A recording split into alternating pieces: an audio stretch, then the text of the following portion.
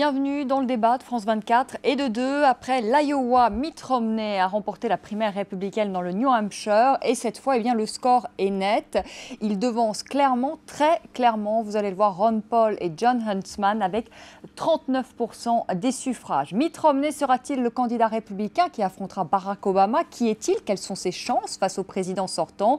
On en parle ce soir avec nos invités, avec une républicaine et un démocrate. Hélène Vasilina, bonsoir. Vous êtes membre des Republicans Abroad, des Républicains à l'étranger. Avec nous, Doug Glucroft. Vous êtes membre, vous, des Democrats Abroad, des démocrates à l'étranger. François Durper, bonsoir. Vous êtes historien à l'université de Cergy-Pontoise, co-auteur de L'Amérique d'Obama, c'est aux éditions Démopolis. Et vous avez également préfacé le livre d'Al-Sabag Soufian qui s'intitule L'Amérique de Mitt Romney. Avec nous, Yannick Miror, bonsoir. Vous êtes politologue, spécialiste des États-Unis et de la politique américaine. Alors avant de commencer ce débat, on va tout de suite écouter ce candidat républicain Mitt Romney qui a vivement attaqué hier, vous allez l'entendre, Barack Obama à l'issue de sa victoire, se présentant presque comme le seul opposant aujourd'hui au président sortant. On l'écoute. Ces 3 dernières années ont apporté beaucoup de changements, mais n'ont pas offert beaucoup d'espoir. La classe moyenne a été écrasée. Presque 24 millions de nos compatriotes américains sont toujours sans emploi. Ils recherchent un emploi ou ont même arrêté de chercher. Les revenus moyens ont chuté de 10% ces 4 dernières années. Et les soldats qui rentrent à la maison du front font maintenant la queue pour trouver un emploi. Nos dettes sont trop importantes et les opportunités trop rares.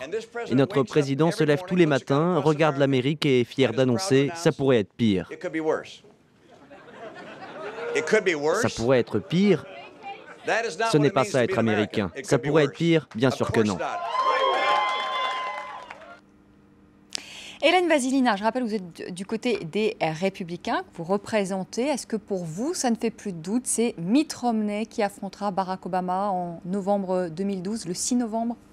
Alors écoutez, il a un très bon résultat. Deuxième résultat, le même résultat qu'il a eu à Iowa il y a 4 ans, donc avec 30 000 votes. Et maintenant, il se passe à New Hampshire en temps voisin, évidemment, puisqu'il était gouverneur de Massachusetts.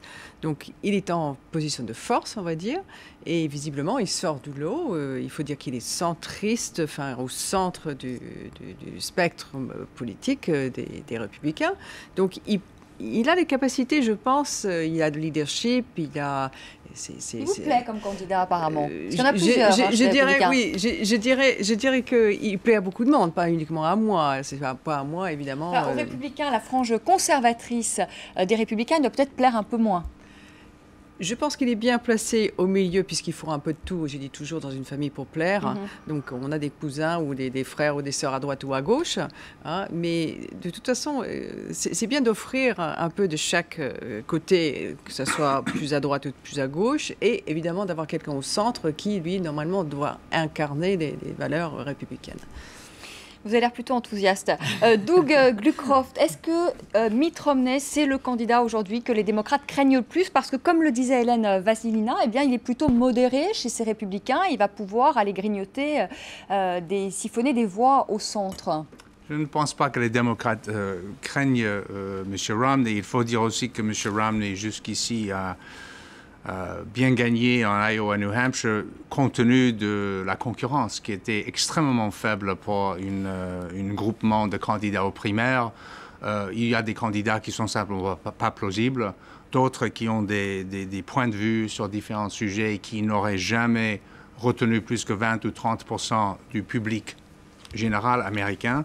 Donc, compte tenu des choix devant les républicains, M. Romney a représenté pour un certain nombre le candidat le moins pire, ou le moins implausible, je dirais. Un candidat équilibré, ensemble. Un candidat équilibré, ce que vous disiez tout à l'heure. François Durper, ça ne fait plus de doute. Aujourd'hui, on peut dire dès ce soir que ce sera Mitt Romney qui affrontera Barack Obama, ou c'est encore trop tôt et qu'il y a encore des candidats qui peuvent surgir? C'est trop tôt. Pour reprendre une image sportive, c'est un marathon. Il a quelques mètres d'avance sur un marathon. Pour donner un exemple, cette nuit, il est en tête avec une avance considérable, mais ça lui fait 7 délégués. Le deuxième, Ron Paul, a 3 délégués, 4 délégués de différence sur un total de plus de 2000 délégués à la fin. Donc quelques mètres d'avance, mais sur un marathon. Alors, cependant, c'est très très bon pour lui. Pourquoi c'est très bon? Parce que d'abord, il gagne 2 États extrêmement différents.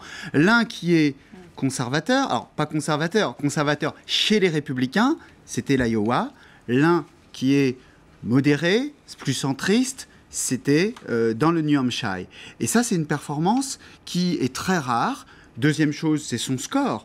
Pour donner un exemple, McCain, il y a 4 ans, avait fait 37%. Ça lui avait suffi ensuite pour être le candidat républicain. Là, il est à 39,4%. Donc, c'est trop tôt pour dire il est le candidat républicain. En revanche, ce qu'on peut dire, c'est que ma métaphore sportive, elle n'est pas tout à fait exacte, parce que c'est un marathon qui peut s'arrêter avant les 40 km. C'est-à-dire que si les autres, là, maintenant, ne s'organisent pas d'ici la Caroline du Sud pour faire barrage à Mitt Romney, c'est un marathon qu'on peut arrêter au bout de 15 km. On peut dire, ça y est, c'est fini, vous avez tous dépensé votre argent, c'est Mitt Romney, et alors on ne va pas dire la Caroline du Sud, mais on peut dire que début mars, le jour du Super Tuesday, ça pourrait être fini pour les autres candidats. Et vous pensez que ça sera fini pour les autres candidats? Un historien ne prévoit que le passé. Oh, à chaque fois vous me dites ça. Yannick Mireur, est-ce qu'on peut considérer que Romney a déjà gagné la primaire républicaine? Non, d'après ce que vient de dire François Durper. Si c'était le cas, est-ce que ce serait une bonne nouvelle pour Barack Obama d'avoir en face de lui Mitt Romney?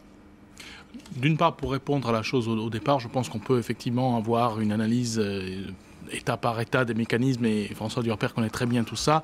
Moi, je suis convaincu depuis très longtemps que ce sera lui le candidat. Alors, il y aura les étapes d'ici là, mais ce ne serait pas très étonnant. Pour les démocrates, c'est plutôt une bonne nouvelle. Disons que ça aurait peut-être été encore mieux que ce soit un candidat un petit peu incontrôlable comme Newt Gingrich, qui soit un petit peu hors cadre, parce que la chose était peut-être plus facile. Ça leur donnera un petit peu plus de difficultés avec Mitt Romney, qui est un homme fiable, solide, peut-être ennuyeux, on y reviendra plus tard, conforme si vous voulez, mais qui est quand même tout à fait à la hauteur de ce qu'il ambitionne. Mais en même temps, alors ils ont quand même une longueur d'avance. À la hauteur, quand même, ce que disait... Non, c'est plus difficile quand même pour Rick Perry. Je crois il suffisait de l'entendre. Et pour Newt Gingrich aussi. Beaucoup d'Américains et de républicains américains reconnaissent et ont reconnu que ce n'était pas leur candidat favori, pour la simple et bonne raison qu'il était un petit peu incontrôlable et que d'autre part, il n'était pas certain de pouvoir remporter le deuxième tour le plus important, c'est-à-dire la présidence, face à Barack Obama, qui, ne l'oublions pas, est un redoutable concurrent quand même. Hélène Vasilina, est-ce qu'il va pouvoir, Mitt Romney, rallier la base conservatrice, des ultra-conservatrices même, des républicains? Justement, c'est ça. Est-ce qu'il va devoir d'ailleurs choisir? Est-ce qu'on peut imaginer, s'il devient le candidat officiel qui va affronter Barack Obama, qu'il choisit justement un vice-président ultra-conservateur?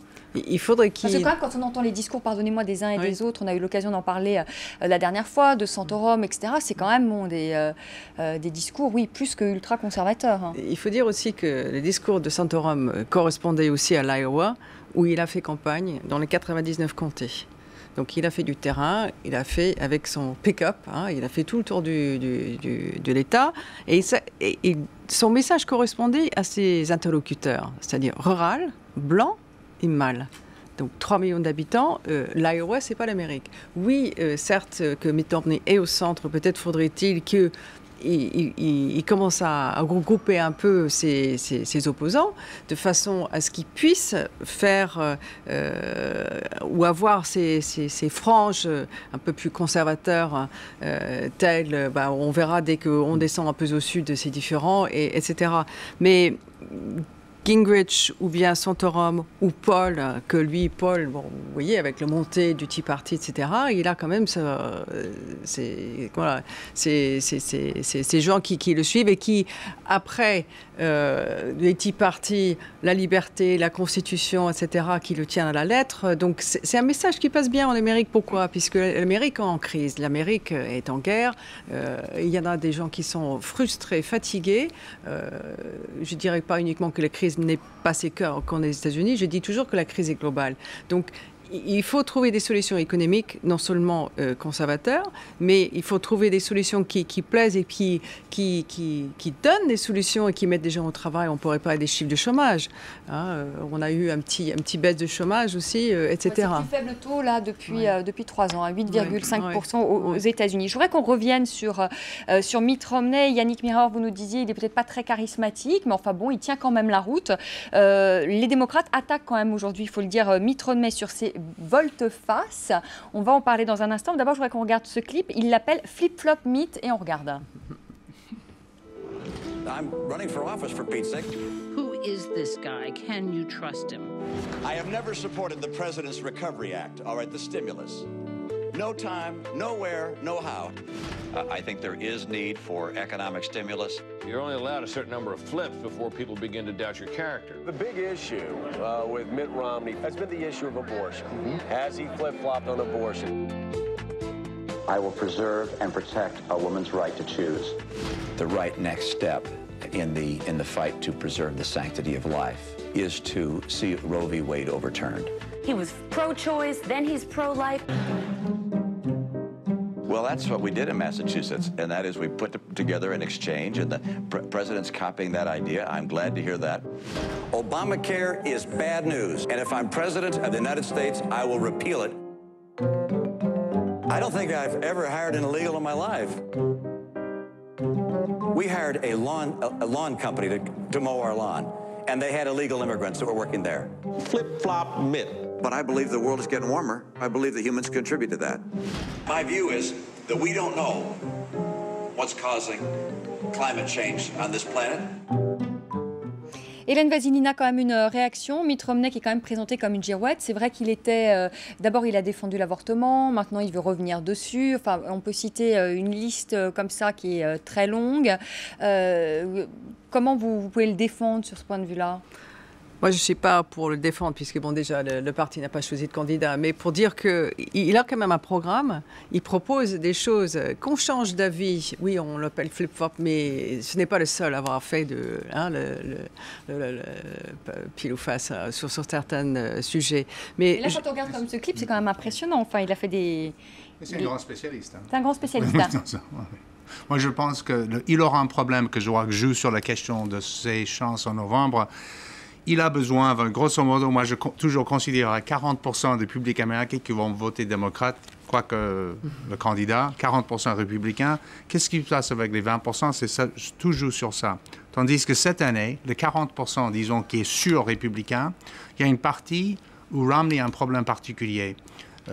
Pour certains, du fait de sa religion, pour certains d'autres, du fait de son performance en tant que gouverneur de Massachusetts, où il a dû prendre des positions beaucoup plus modéré que certains des républicains. Et moi, je pense qu'il y a un risque qu'un Ron Paul ou un autre vont quand même lancer une campagne à côté et qui va drainer un certain petit pourcentage, mais tout ce qu'il faut pour perdre, c'est un petit pourcentage du public. Vous êtes d'accord avec ça, Yannick Mireur? Globalement, je suis pas tout à fait en désaccord avec ça. Un des points pour faire court, qui me paraissait important par rapport à ce que vous avez dit tout à l'heure, c'est notamment son expérience dans le secteur privé, qui est incontestable. C'est un des fondateurs d'une grande société que vous connaissez, de conseil, de Bain, et c'est une des grandes différences avec les opposants républicains jusque-là. Globalement, le champ républicain, ça a été un champ vide parce que le parti est en désarroi. Mais pour revenir aussi un petit peu à pourquoi je pense depuis toujours que c'est lui qui le remportera, c'est parce que c'est quelqu'un qui, depuis déjà la dernière fois, a l'ambition d'être le candidat et s'est donné les moyens de le faire, alors que les autres étaient plus opportunistes d'une certaine façon, un petit peu comme en France à gauche, où d'un coup il y a eu la disparition du candidat favori. Bon, et puis il y a eu ce qui s'est passé. Maintenant, il y a un candidat, mais ce n'était pas prévu au départ. Lui trace sa route. Oui, mais son côté, justement, girouette. Alors, sur le côté girouette, pour finir là-dessus l'intervention, c'est que c'est ce qui donnera, je pense, beaucoup de grains à moudre et la partie relativement facile aux démocrates, à un Obama qui, lui, est beaucoup plus identifiable, beaucoup plus assis intellectuellement que quelqu'un comme Mitt Romney. Et par ailleurs, non seulement la question du fait qu'il change d'avis, ce qui l'intéresse surtout, c'est d'être le candidat. Il navigue quand même un petit peu à vue, mais c'est qu'en temps de crise, les républicains eux-mêmes se se sont chargés de lui tailler des croupières, en particulier par rapport à sa carrière chez Bain, la société de conseil, en le considérant un peu comme un raider, comme un businessman un peu agressif, ce genre de choses. Ça lui porte un préjudice assez important. Les démocrates n'ont rien à faire pour l'instant. François Durper, quels sont ses points forts, ses points faibles à ce Mitt Romney? Le point fort de Mitt Romney, c'est d'être un flip-flop candidate. Pourquoi? Mais vous savez, on est dans des ères de volatilité de l'opinion. Pourquoi les démocrates font ce spot de publicité négative? Et pour rappeler aux Américains qu'il est capable de dire tout et son contraire. Parce que si on ne leur rappelle pas, les Américains, ils ne vont pas se dire bah, tiens, en 1900, il était pour, là maintenant, il est contre. Non, les démocrates ont très peur de cette capacité que pourrait avoir Mitt Romney à drainer un électorat très large, à pouvoir dire le lundi des choses pour le Tea Party, à pouvoir dire le mardi des choses qui plairaient aux indépendants. Pour moi, ça serait une force dans la campagne. Maintenant, attention, là, on anticipe et on fait déjà de Mitt Romney le candidat. Maintenant, il faut quand même voir qu'il y a quelque chose au sein du Parti républicain. C'est que jamais un candidat semble s'imposer arithmétiquement aussi facilement. Pensez que depuis 1976, on n'avait pas eu comme ça 2 États sur 2, les 2 premiers, qui votaient pour le même candidat. Mais en même temps, jamais peut-être un candidat ne fait aussi peu plaisir aux républicains. Allez, on y va, on va voter pour lui. Bon, c'est peut-être le seul à pouvoir faire barrage à Barack Obama, mais il n'y a pas un enthousiasme, il n'y a pas ce fameux momentum derrière Mitt Romney. Alors, juste 2 choses. Ça va se jouer beaucoup en Caroline du Sud. Il n'y a pas eu de momentum. Il y en a eu un derrière Barack Obama, et ça peut-être que les Américains s'en souviennent en 2008. Et il y a eu quand même une grosse déception au bout aussi. On verra à la fin si les Américains sont déçus de Barack Obama. Mais simplement, sur cette primaire, il y a 2 scénarios possibles pour le Caroline du Sud. Le premier, c'est de se dire, bon voilà, les conservateurs qui existent, qui sont forts, se disent, bon, il faut vraiment faire barrage à Romney. Parce que là autrement, c'est fini. On ne va même pas aller jusqu'au mois de février, il faut faire barrage. Et donc, ils vont se concentrer sur les attaques contre Mitt Romney. Deuxième stratégie possible, mais ils vont se diviser entre eux. Ron Paul va attaquer Gingrich va attaquer Perry, etc. Et alors là, ils concourent pour la 2e passe. Et déjà, dans leur tête, ils se disent qui va être le vice-président. Et là, ça sera terminé pour eux. Alors, comment on peut savoir ça avant? On peut déjà le savoir. On va le savoir dans les heures qui viennent. On ne va pas attendre la Caroline du Sud. Il suffira de voir quels sont les spots de publicité négatifs. Est-ce que ça se concentre contre Romney?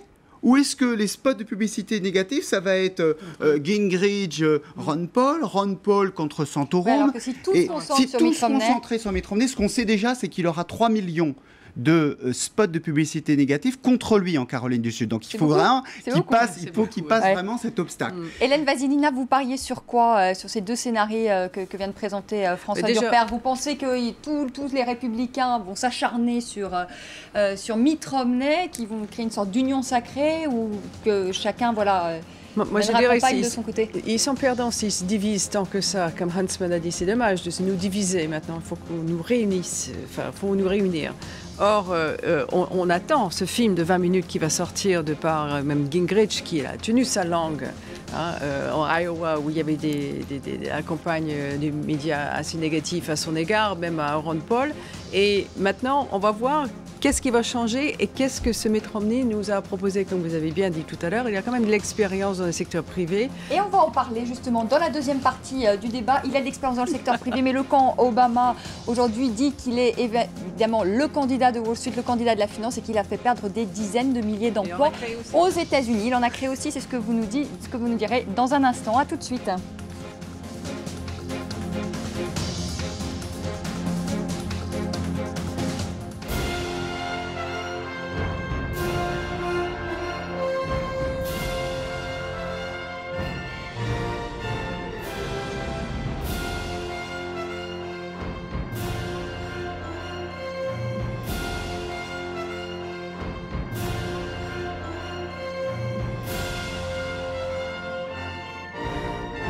Ils sont 6.